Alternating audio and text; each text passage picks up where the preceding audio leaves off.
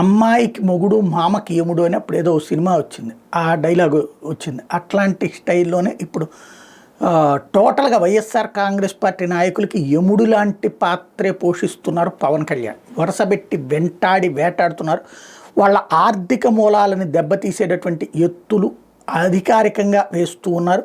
దానికి తగ్గట్టుగా 1 by 1 steps పడుతున్నాయి. నెంబర్ 1, జగన్కి సంబంధించిన సరస్వతికి సంబంధించినటువంటి సరస్వతి ఇన్ఫ్రాకి సంబంధించి సరస్వతి పవర్కి సంబంధించినటువంటి దానికి ఇచ్చినటువంటి అనుమతులను రద్దు చేయడం, అడవిలో ఉన్నటువంటి ఖనిజాలను తవ్వుకుపోతున్నారంటూ దానికి అనుమతులు రద్దు చేయడం ఒక ఎత్తు అయితే, సజ్జల బంధువులు సజ్జల సోదరులకు సంబంధించినటువంటి స్థలాల వ్యవహారాన్ని పొలాల వ్యవహారానికి సంబంధించి అడవిలో ఉన్నటువంటి భూమిని కబ్జా చేశారు, దాని మీద ఒక కేసు నమోదే విచారణ చేపిస్తూ ఉంటే, అటుపక్కన ఒక అటాక్ చేపిస్తుంటే, మరొక వైపున ఏదైతే ఇప్పుడు తాజాగా పెద్దిరెడ్డికి సంబంధించినటువంటి దాంట్లో అటవీ భూములు ఏమున్నాయి, దాంట్లో అటవీ భూములను ఎలా తీసుకున్నారు, దాంట్లో వైలేషన్స్ ఏం జరిగినాయి అన్నటువంటి దాని మీద ఎంక్వైరీ. టోటల్గా ఎవరెవరైతే వైఎస్ఆర్ కాంగ్రెస్ పార్టీకి సంబంధించినటువంటి నాయకులకి ఏ ఇష్యూ ఉన్నా సరే వెంటనే రాయలసీమ ప్రాంతానికి సంబంధించి అంటే ఇమ్మీడియట్గా రియాక్ట్ అవుతున్నారు పవన్ కళ్యాణ్. ఇంతకుముందే తను చెప్పినటువంటి విధంగా ప్రాణాలకి తెగించి నేను పనిచేస్తాను అని చెప్పినటువంటి విధంగా, అట్లాగే